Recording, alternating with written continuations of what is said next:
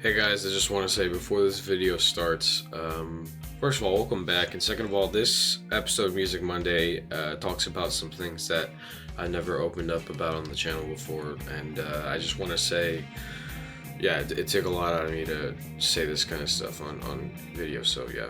Hey everybody, Dango Torres here, back with another edition of Music Monday. Now, few changes to note before we start. Number one, new haircut. Number two, I'm wearing my merch, Disregarding Faces. You gotta buy yourself a Disregarding Faces shirt only at bonfire.com/Dango Torres shop. Link in the description. Another thing, this is going to be a monthly series instead of a weekly series now, and especially now that I have school coming back. So, I am proud to present to you the September edition of Music Monday. So, we have a few things we're going to talk about today.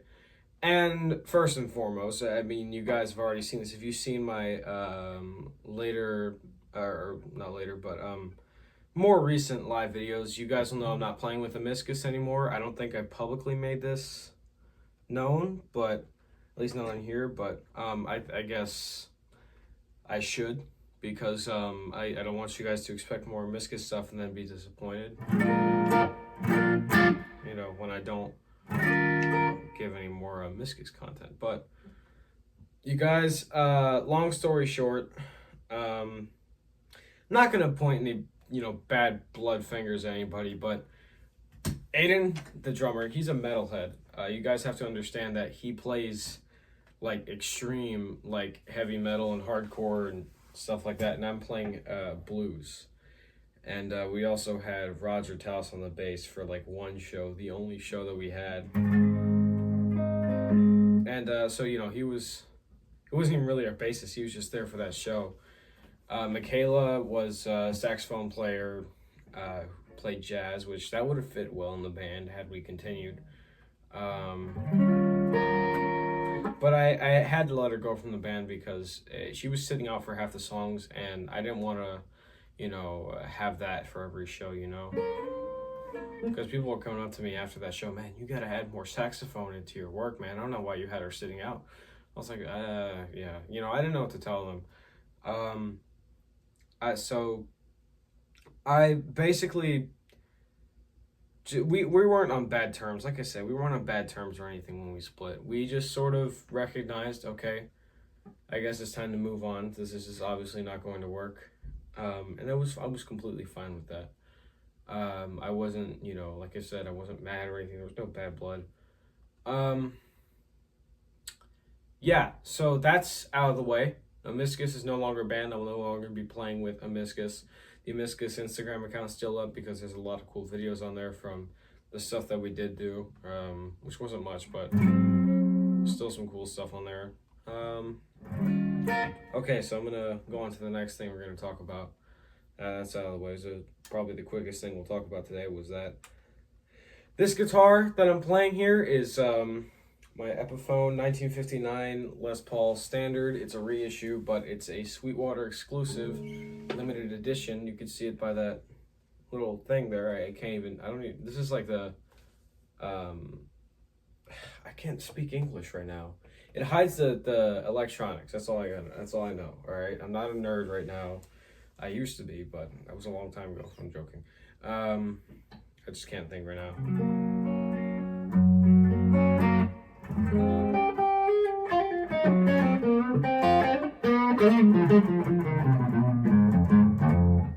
It's a very nice guitar. Plays very well.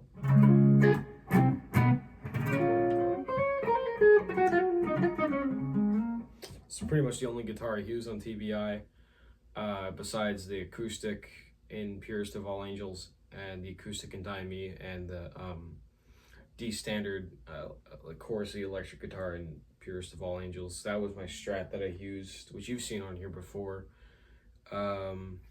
This thing is like, I wrote so many songs on this thing, this isn't my oldest guitar, but it is definitely my most precious. I mean, I don't like to rank them, but if I had to, because I treat these things like my children, but if I had to say my favorite guitar is this one, it's just like the playability. It's so, you know, very comfortable to play. The neck is beefy enough to where I could still, you know, feel like, you know, wrap my whole hand around it, and it's thin enough to where I can, you know, do the thumb over thing, and I can even go to the thumb to the D string if I wanted to, which I don't ever do that, but it's something fun I just figured out about 5 seconds ago. It's a very versatile guitar. You see, we're on the neck pickup right now. If you just dial down the volume and maybe the tone a little bit. These are stock pickups in it, by the way, for any of you gear snobs. Now,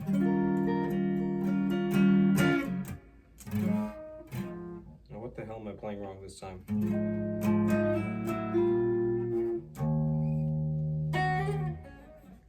Very clean sounding jazzy tone almost. I mean, if you roll down the tone knob to like 6, you get some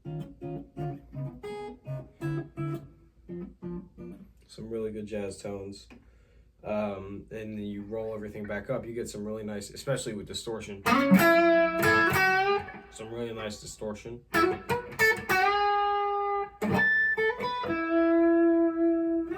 my playing's a bit sloppy right now, but you get the point. The middle pickup is my favorite pickup to use on this thing. It's just got that really like, I can't describe it. It's like that in the middle sort of tone, you know, like.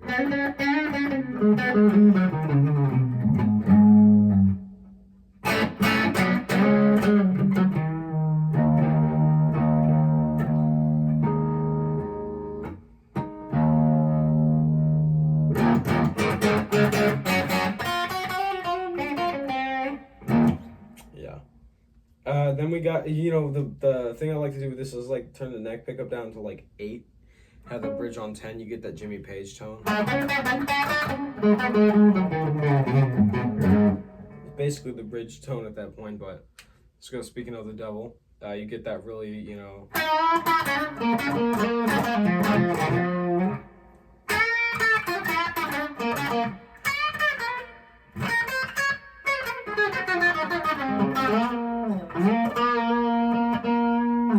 Again, you turn this down a little bit, you get some really cool.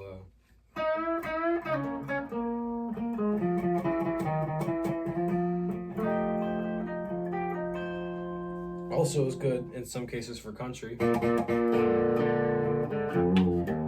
know, oh, I don't want to hit my keyboard. This stool's like stuck, hold on. Okay, there we go.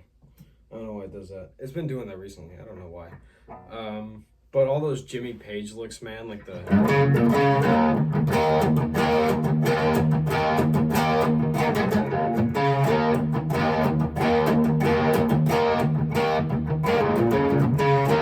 All those really, like, one of the main reasons I got this guitar in the first place was because, well, I loved Led Zeppelin, and Led Zeppelin is like,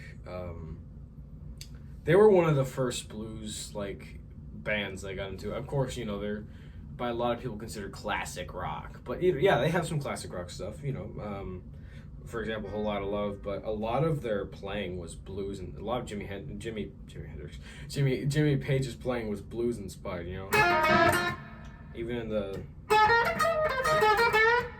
you know, all the licks he did, I learned a lot just from his playing. The Lemon song, dude, I can't tell you how much I love that song, dude.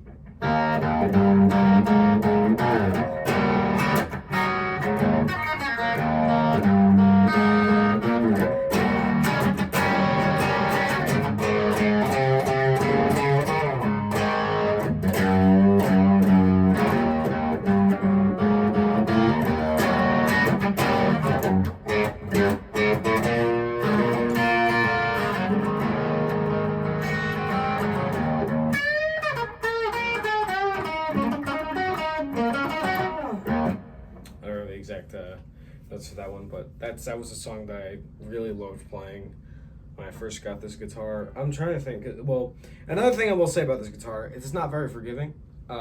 If you fuck up while playing this thing, it will tell you, you know. So if I, you know, that didn't sound very, you know, pleasant, but if I get like a decent pitch harmonic on there. It's pretty good. It's also pretty good for metal tones. I'm on my boss guitar here. Give me a second. Let me just whip out the new metal tone that I've crafted as of recently. Oh shit. Okay, wrong channel. Alright. This is more like inspired by like a Dimebag tone, sort of.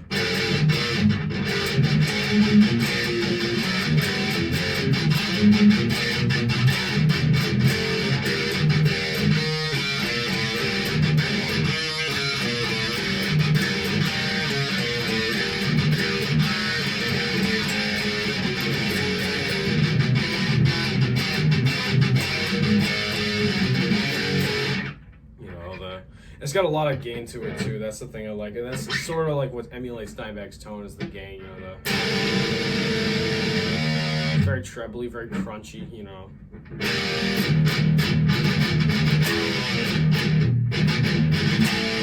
Yeah, very, very, very nice tone. It's very mean too. Like this, like I said, this guitar itself is not forgiving. So if you mess up, like it sounds like shit. You know. Even still, when you mess up in general, it sounds like shit. Like even that wasn't very, very clean. But you know, I love this guitar.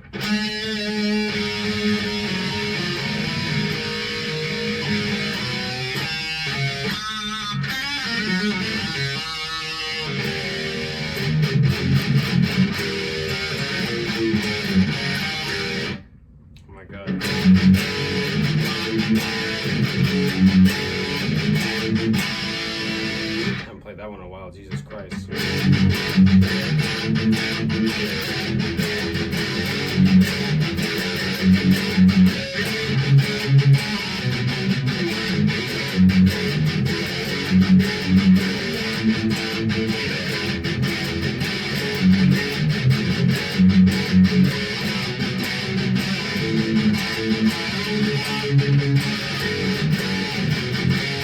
Yeah.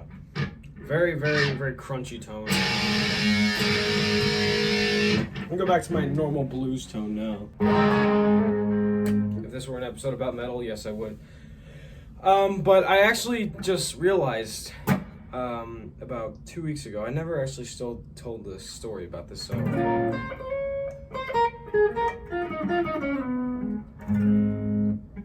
So I guess we could tell the story about this guitar.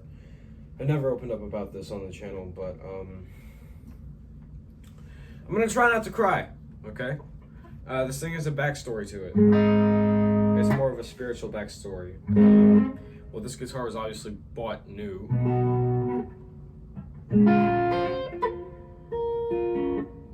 But I feel like when I play this thing, I don't know, it just really resonates with me better than really any other guitar I played with, you know? And I like to think sometimes an analogy to my guitar playing, you know, I like to think of it as like a great car, or I like to think of it as a great woman sometimes, you know?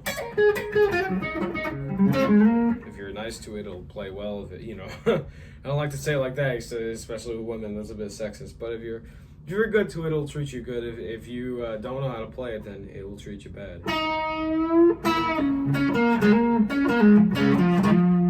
Same thing with a car, or, you know, not going to compare a woman to an object, but the reason why I say a woman is because, well, you guys remember, I think a while back, maybe before April 18th, I think I did an interview about the release of TBI and all what the songs meant and everything. You know, you could literally see the names of them. That's all the guy was asking me. You could see the names of them on like Apple Music. And you know, I was just telling him about Justify, how it was written about a girl that I knew named Angie.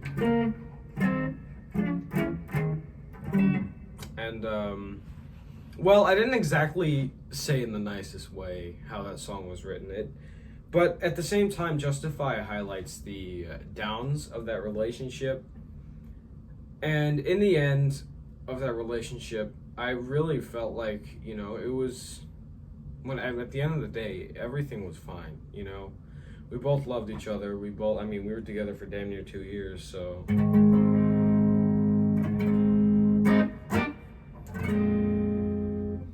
And I feel like this guitar, I named it Tangerine because of her. Not because of the color, but I really do love the color. And as a matter of fact, this finish is fading a little bit. I don't know how, but it is. And it's specifically like right here and right here. I mean, right here is supposed to be like this, but right here, it's like already sort of fading a little bit. Yeah, I named it Tangerine after Angie because that was basically my nickname for her. You know, her real name was Angelicia. I called her Angie in the beginning, called her Angie afterwards, but really, like, when we were together, she was Tangerine. You know, she was the OG Tangerine. So what the story was, because I never really told the whole thing, was we were together for about, she was my first relationship, first love, first and only true love at this point. And me and her were together for a while. She was sweet. She was everything that I could ask for. She had never been in a relationship either. But I think it was the summer of 4th grade, and we just sort of went for it, you know? We just sort of started, I guess. I mean, I was like fucking, 10 years old. I didn't know how to date anybody. You know, we would do simple things, go out to the park, go out to the movies, stuff like that. Whenever I could, you know, I was going through a lot at the time. So she lived on the northwest side of town, and I was all over the place, so didn't have all the time in the world to go see her after a while.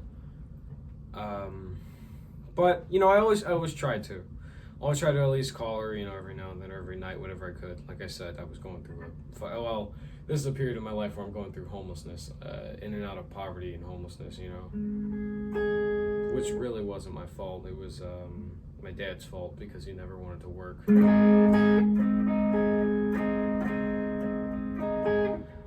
But point is, we were together for a while, and then she told me in about,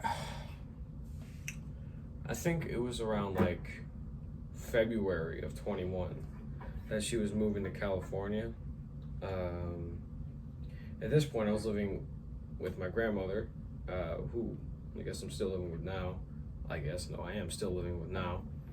You know, currently reside with.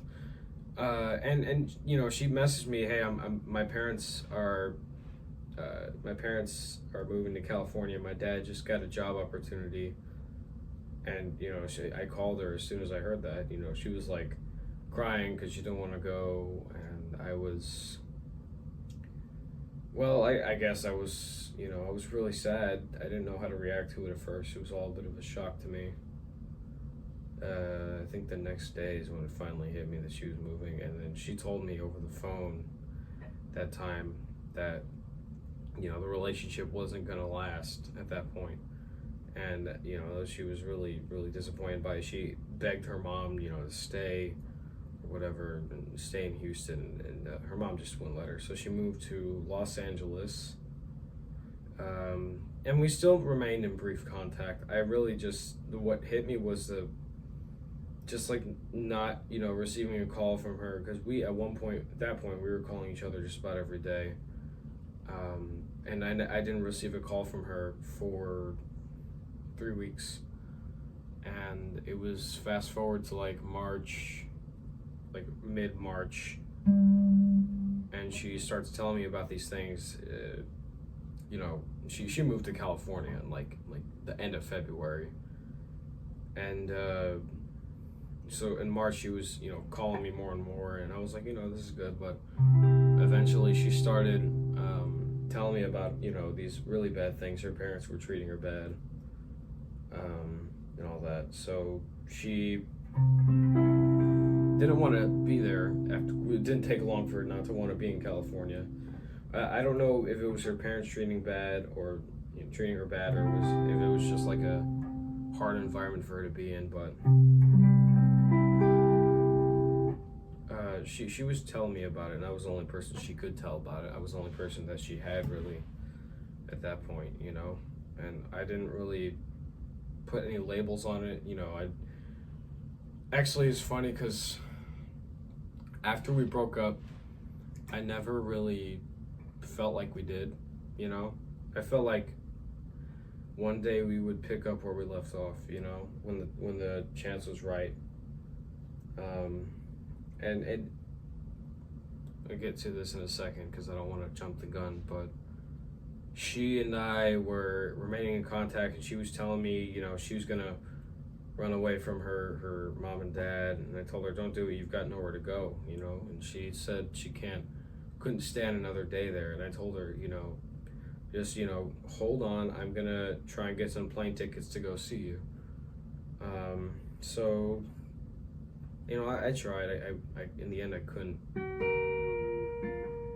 I mean, that wasn't even really my fault. I'm 12 years old. I tried looking all over the internet. I had no money. I couldn't even if I wanted to, which I did. And yeah, man, this is like I'm just thinking about this piece by piece. A lot of this has been repressed out of my memory, and it's just sort of coming back now. She didn't want me to go over there because she told me that that her parents didn't want to see me. Her parents never cared about me, don't want me in their house or whatever. And I found that just a bit weird because their parents had always been nice people. Her parents had always been great people. Her dad played golf, and her mother was worked at a clothing store or something. I was like, it's just normal people, you would think that. But fast forward, a couple days later, and I tried calling Angie, and she doesn't pick up. And I call her again the next day, and she doesn't pick up. And this is in, I think, April at this point. And I called her again, she didn't pick up. And then on April 21st, I got a message from her mother from my cell number, not Instagram, which is what we'd been at that point using primarily to get in touch with each other. Her mother sent me a message from her own cell number informing me that she had found Angie in her body in the water. And I don't even know if I should really be saying this, man. She had jumped off of a bridge, and I think it was the Golden Gate Bridge. I don't know how the hell she got to there, but she did. And well, I guess that was it. I don't really, I was hearing this or looking at this on text message, and I called her mother as soon as I read the message, and she answered, and she was not, she didn't even sound sad. She told me that, that it was not, she the first thing she said was, listen, I know what you're going to think, but it's not my fault. It's not my fault. I didn't do anything. And, I looked at, I looked at the messages again to reassure myself after that phone call, and I just hung up on her after she said that. I wasn't going to talk to her. I couldn't process that for another 2 years. Reason being was, I'd say about 2 months later, I had the brain injury, and the stuff I was going through at that time, I couldn't even think about it. I couldn't think about Angie. I couldn't think about anything because I knew I was in a crisis of my own, and I had to stay strong. I had to stay strong for a lot of people, but I had to stay strong for her. And I knew that's what she would want me to do. And so a lot of people ask me, why I started my music career. There's a few different answers to that question. I started my music career for a number of things. I started it because I started playing guitar because my grandfather played guitar, and he was first inspiration. I also started because I had nothing else in my life that I was good at. And to this day, I can still stand by that statement. There's no like money making skill that I would say I'm good at today. As I stand here and as I tell you these things, I I just started music, for those reasons, and it's also that I started it because I know that's what Angie would have wanted me to do, and I know that's what my great grandmother, my bisabuela, would have wanted me to do, and both of them, I mean, they were so, kind. I can't. I'm sorry. I'm just falling over myself in speech. They were both very kind people. They were good souls. My abuela, she was, she raised me my whole life, and I just remember being on the phone with Angie, and my abuela would, hear us from the other room, and she'd be like, "Who are you on the phone with? Is that Angie?" And I'd be like, "Yeah, that's Angie." She goes, "Let me talk to her." She loved Angie. Angie loved my abuela. They were good. They were close, just like Angie and I were close. And like I said, we never ended that relationship with any regrets. We both loved each other in the end. But I really did not know what to think of it the first, like I said, 2 years, just about after she died. And I really it only started hitting me at the beginning of my 8th grade year. So about 2 years ago, that's when it started hitting me. I didn't talk about it with anybody because I figured, it wouldn't be a very relevant topic to a lot of people. A lot of my family didn't know Angie. My dad never knew her. My sister never knew her. My grandmother never knew her. My bisabuela did, but she's about the only one who knew who Angie was. I would tell, certain people about her. That was about it. And it was, I didn't really talk much about my relationship at that point. A few close friends knew about her. A few close friends talked to her, as friends. But let me get back because I'm sort of going on a tangent here. This guitar was named after her, tribute and homage. I feel like when I play this guitar, I think of her. And I just think of, whatever I may be playing,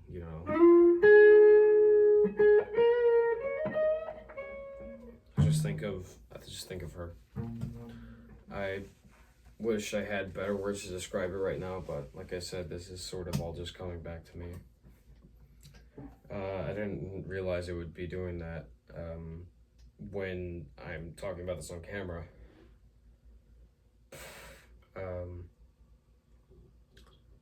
But I guess nothing lasts forever. I still don't really know how to process this. It hit me hard for a long time. I say about my 8th grade year and freshman year, it really hit me hard. And so I wrote songs about her, try and get it off my chest, as much as I could. And I remember a lot of that stuff.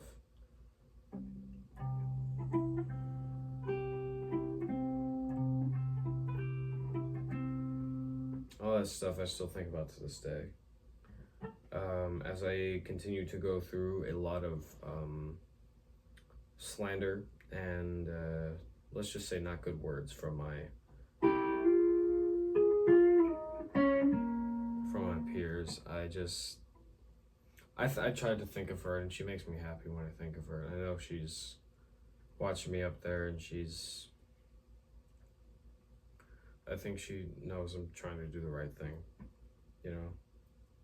So like I said, we loved each other. She was my first and my only true love at this point. I haven't really had very successful relationships since then. I don't know if it's me or if it's them or what it is, but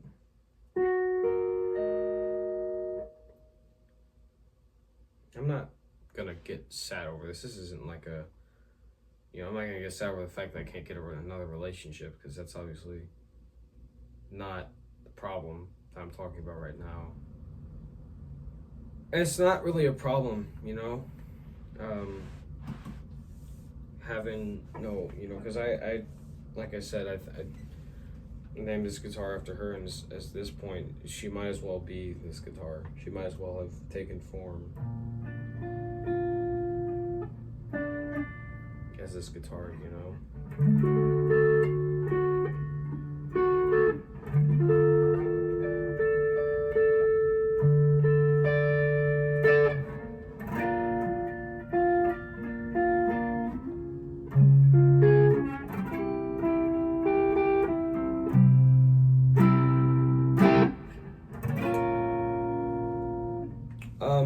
I want to change the subject a little bit, because I had some other things to talk about. I don't like talking about this kind of stuff on video, but I guess I figure I'd tell you guys, because you guys are going to wonder later on. I actually just played this song I wrote in homage of her on BTA's channel. Sorry, I gotta adjust something here. I got, because I completely forgot what else I was going to talk about, and I had it on a list on my computer. I played a song called My Tangerine, which I wrote for her.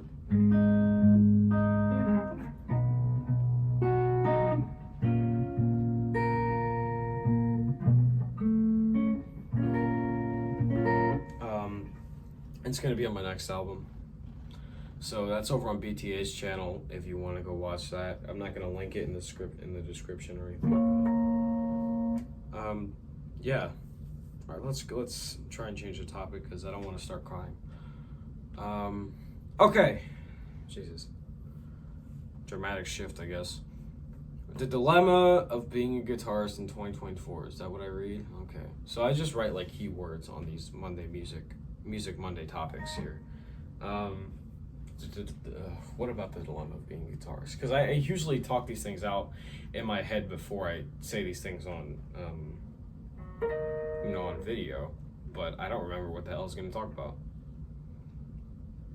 Shit. Well,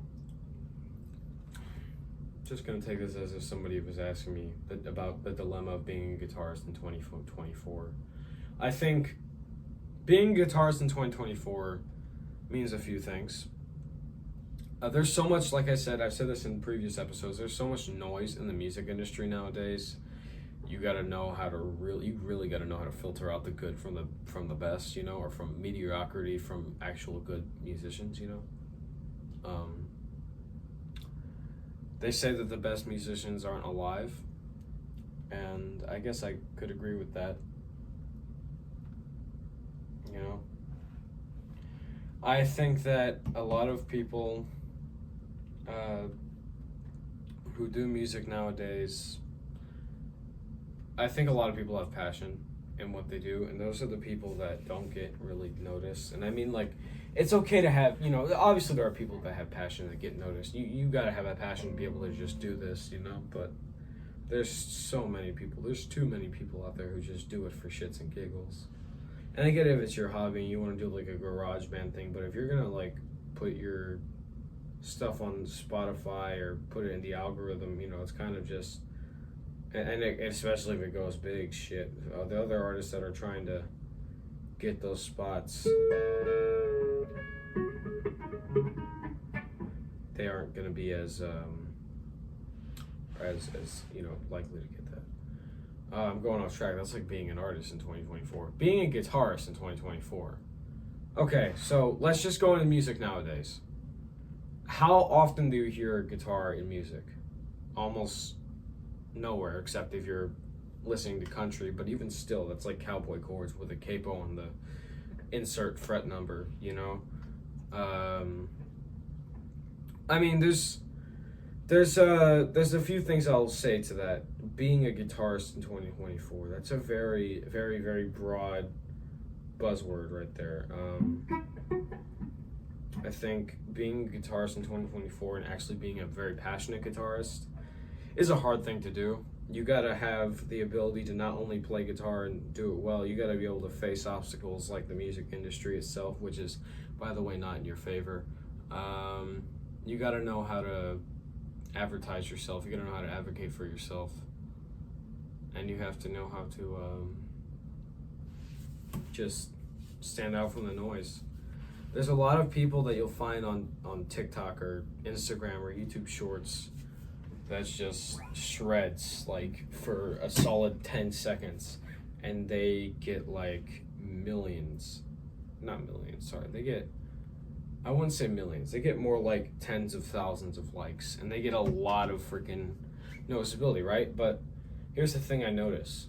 When you have somebody who's playing something that's actually like melodically interesting or something that's actually good, and it doesn't matter how fast you play it, it just matters, you know, what really serves the song. And I said this last episode, you can play as fast as you want. You can go up and down the fretboard as fast as you want, or you can go as slowly as you want, and either way it won't mean a damn thing if you're not considering the song. And that's I think that's what really would make you stand out from the noise, is if you know how to do that, if you know how to play with your heart and not with, you know, a piece of paper or a tab, or you don't play guitar with your fingers, you play with your heart, you know. That's what I like to say.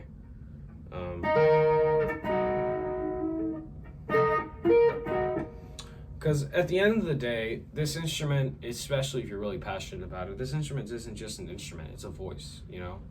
This is, and if you really want to go as far as it, I like to personally say, this guitar is part of me. The guitar is part of me. And it's a part of me that will never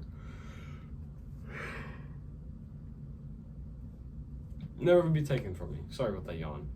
It's a part of me that will never be taken from me. And I say that with great sincerity, because, well, if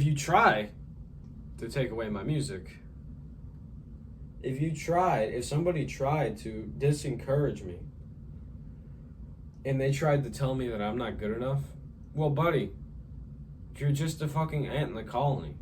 I've been told this a billion times, and I'm still here. Like, you know. But a lot of people are really easily influenced by what is told, you know, on social media to them, especially when they're these guitarists that are just playing, you know, sometimes even just what they want to play, you know. They could be playing some, you know, Nirvana song, you know, like or they could be playing some really technical shit, which I'm not going to play now because you know me.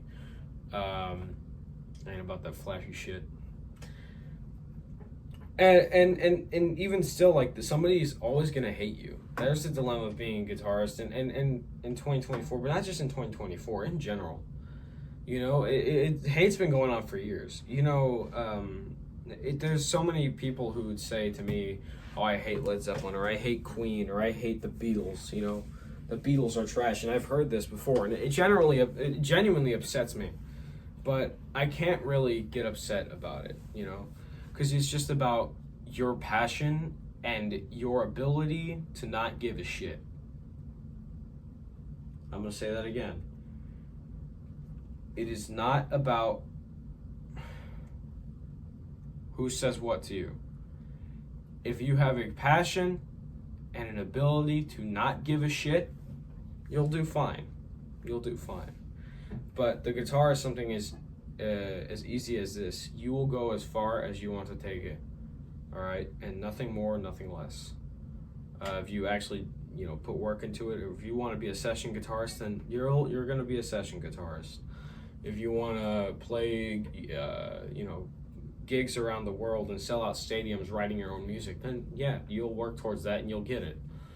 But it's a lot of work, and like I said, you're only going to get out of it what you put into it. So you're only going to go as far as you want to go as far with it. I think that's pretty much wraps it up. That pretty much wraps it up with the dilemma of being a guitarist in 2024. So I write down these things actually, and I have no fucking idea. Like looking back on these things I've written down, I have no idea why I wrote them down. I'm being completely honest with you. No fucking idea. All right. Last thing before we go. Why I do blues and metal. All right, this is something that's been asked a few times at my last few shows. I think at Green Oaks Tavern a couple times. There was this guy, Corey Tice. He's a very good drummer. He's a part of Paul Ramirez's band. Part of Paul Ramirez's band that plays at Green Oaks Tavern on every other Wednesday. Very good drummer, very jazz influenced, and he also likes he likes blues and he likes metal. And he asked me why I do it, because I asked him why or how he likes both genres. I was surprised because I showed up with a Pantera shirt, and he was like, "Oh, nice concert shirt. I also saw them," and I was like, "When?" He goes, "With Dimebag," and I was like, "Yeah." Classic Pantera fan move right there. Did you see him with Dimebag or with Zakk Wylde? With Zakk Wylde? Yeah, get out of here. No, I'm joking. He wasn't like that, but he's he's a good fan of all kinds of music. He's a very big fan of all kinds of music. He just enjoys music in general, and so he'll listen to anything from jazz to classical to blues to metal to rock to pop, anything. And he's a very versatile player as well. That's what I like about it. And another thing that I will say about him is, he asked me why I do blues and metal. And he's a very lighthearted guy. He didn't mean this in like a deep, like, fucking psychological way or, I can't even speak English right now, physiological way, philosophy way or whatever. He basically was just asking me because fucking why not, he listened to some of my music. I gave him a copy of my album TBI on CD, which I burned and signed for him maybe the night before, originally because I wanted him to be my drummer for the Dango Torres band, which I still want him to be the drummer. Corey, if you're watching this, you have my number. Call me. But he asked me why I do it, and I told him I can't just do one. Give him my background, and it's a very stupid, dumbed down answer, but I want to like actually analyze his answer, try and go deep about it. I think a lot of the things that are in blues translate over to metal, and at least the metal that I listen to, fucking modern metal and this new metal shit with the rapping and the 9-string guitar riffs, fucking, it's just literally asking Alexandria, fucking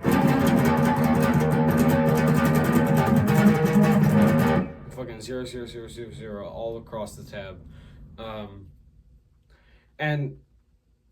So I mean, a lot of the stuff I listen to is like I'm very, very selective when it comes to metal bands because it's very easy to get bored of a metal band. So when we talk about like Pantera, Pantera is my favorite metal band, hands down. For those of you who know me, you know that Pantera is my favorite metal band. If I had to say a close second favorite metal band, I gotta say Black Sabbath, and number 3. Honestly, I've been getting into Opeth a fuck ton recently, so I'll put them there. But that's just because here's one thing that they all have in common. Dimebag was a crazy fucking riff writer.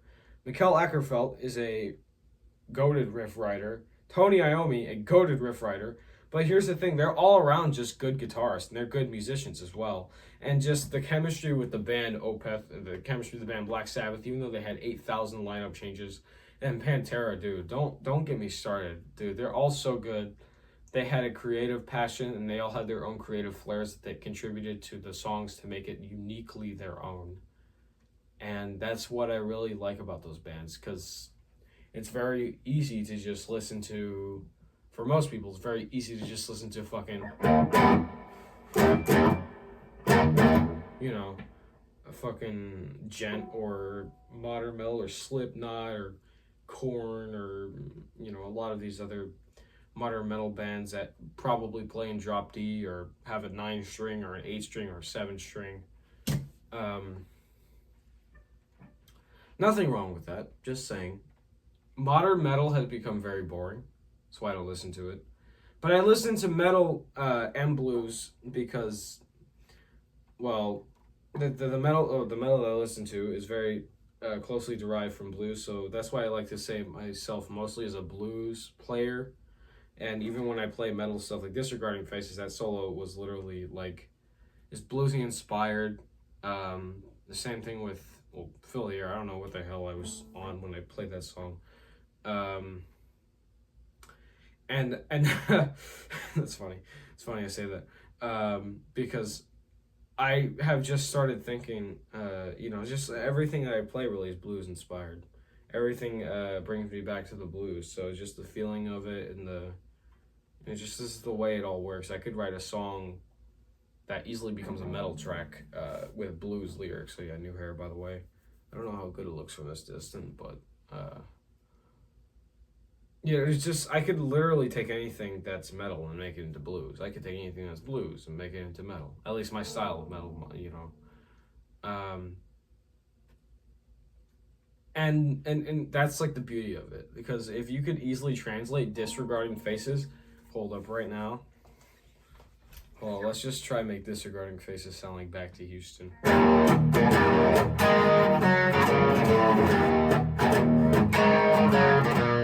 Faces won't be good. Do you take it now? Do you seek no truth? Line is the song. It's very easy, even Fill the Air.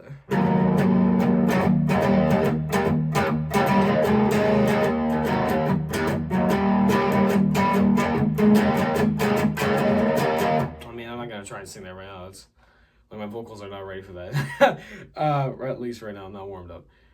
But point blank being, I love the blues. The blues is where everything comes from. The blues is where I start when I write anything. All right, whether if it's a simple 1, 4, 5 progression, or something a bit more advanced, something I write on my own. For example, Justify is about the closest thing that I have to like my own blues progression. It starts in G major, but reality, I like to think of this in the key of E, because that's where I do the solo in.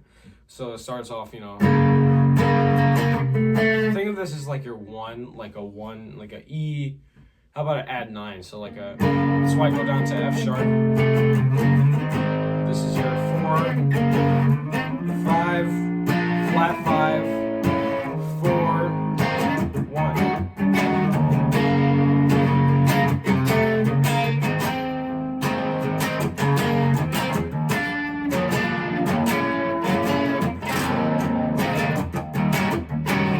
And so that's sort of like a little blues progression on its own. Then when you go here, you got, let's just say we're in the key of G now, right? All right, I like to say this is E minor / G major because it's really both keys at the same time. So we go to, this is what would be the 4, up to the 5, up to the 6,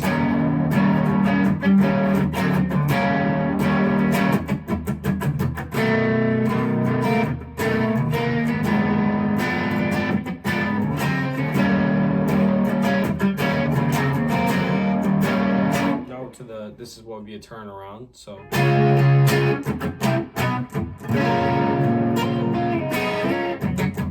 Back to the 1. So I guess in most cases you would say it's in G major. I like to think it's an E when I go to the solo. Because it is. The chord progression is literally just 12-bar blues in E, sort of funky. One last thing though. Just on this topic, like I said, the feeling of the blues brings you back, and I just think that a lot of metal nowadays just has almost like, it's not as much feel, and this is, as a blues musician, you're gonna always think in the back of your mind, how you're feeling something, what this song makes you feel, and at the end of the day, that's what the audience is gonna make you feel. So if I'm playing, let's just say, for example, I'm turning the volumes down just a little bit. Let's just say I'm playing like a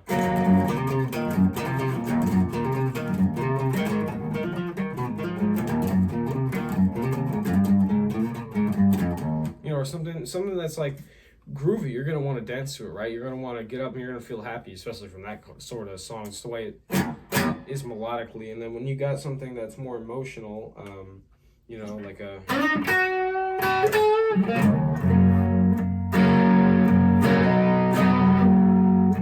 it could be the first few notes. So BB King did this a lot. That really that can take a song to extreme heights with the audience, especially when you're soloing. I mean, phrasing is a big thing, but how you feel those notes is a completely different thing. Most of the time it's not the notes you play, it's how you play them. Just saying. But that can take you a long way, When you give yourself the chills playing guitar, that's how you know you can give other people the chills. Actually, as a matter of fact, I will say this now. TBI is a work that I'm proud of, and it also goes to show because the stuff I have for my next album, I'd say is musically better than a lot of the stuff off of TBI. But I'll say again, I'm gonna keep coming back to this song because honestly, I love this song. It's probably the greatest song off of TBI in my opinion. Justify. It goes back to the sort of same notes as the main riff, during the solo. So there's 3 chord progressions, and so it's basically goes.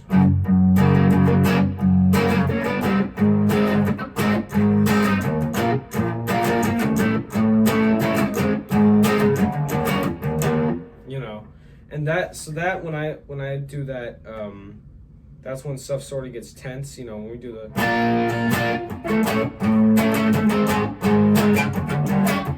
That's a lot of room for me to do. Or no, what is it?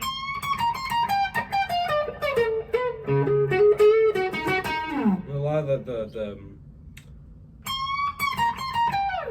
that right there gives me chills when I played on the record, at least. That was very sloppy how I played it now, but that was like the first time I gave myself chills while playing guitar. Was that when I was usually how I write solos, I just play over the track and I improvise, and then whatever sounds good I keep, and whatever doesn't I just fuck it, throw it in the fucking bucket. But that was one of the first things that stuck with me when I played the just that on the over this. It's about all the small details. If you're not a musician, this might be hard for me to explain to you. But if you're a musician, you probably know what I'm talking about. It's very small details that make a song collectively, great, collectively excellent. For example, Fill the Air, the tension with the, I don't have my wah pedal right now, but the really sloppy thing they still can't do now. That build-up I do with the wah pedal to hide behind the sloppiness. Even that at the end I go, what is it?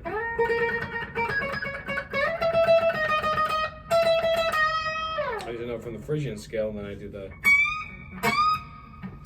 And it's a lot of I played that again. I played it on accident. That I meant to just do, and then go right to the, instead I played. I was like, oh shit, okay. So what I like to think of Fill the Air is like in E Phrygian, wherever the fuck. It's like every Phrygian scale.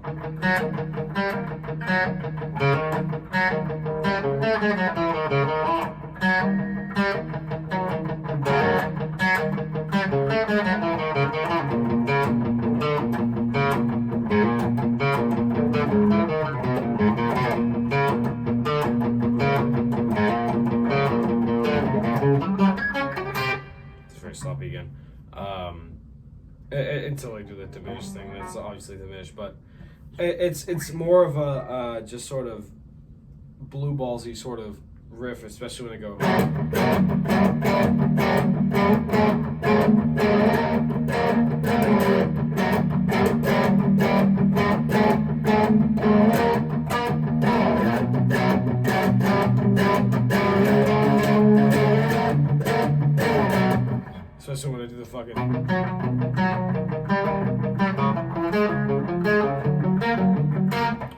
to the chorus sort of just explodes in your face. Hey, no. But, you know, it's all about tension release. It's about just sort of, I don't know, making it your own. Every little element of a song adds to its, you know, excellence at the end of the day.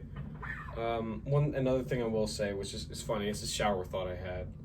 I was thinking of all the songs that I've written, you know, just like the names, and like when I think of them and like a short clip of them, I for some reason associate them with colors. Now listen, I swear I'm not on drugs, not anymore. But I just sort of associate. I just sort of associate a lot of my songs with colors. Like I think of Disregarding Faces and I think of orange, you know?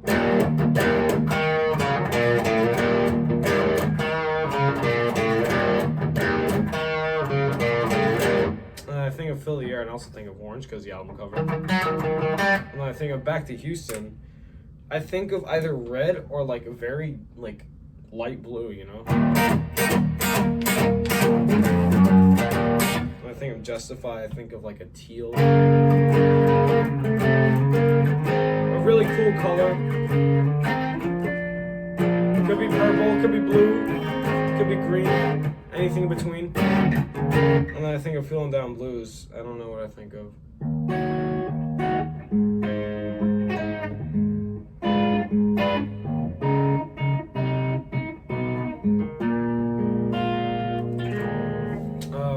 Yeah, like it's weird. I don't know. Is it just me who does that? Like honestly, let me know in the comments below. I'm probably gonna make a fucking YouTube short about this. Like, I swear I can't be the only artist who thinks about colors when I think of their songs. You know. So other than that, like if that's the case, then I need to find out what I've been eating. You know. But yeah. I don't know how to end off this episode, as a matter of fact. So I'm just gonna play some random shit. And, yeah, you know. I don't know why the strap is... it's probably too long for sitting down, but... just gonna play some random shit. End this out of the video, so... shit.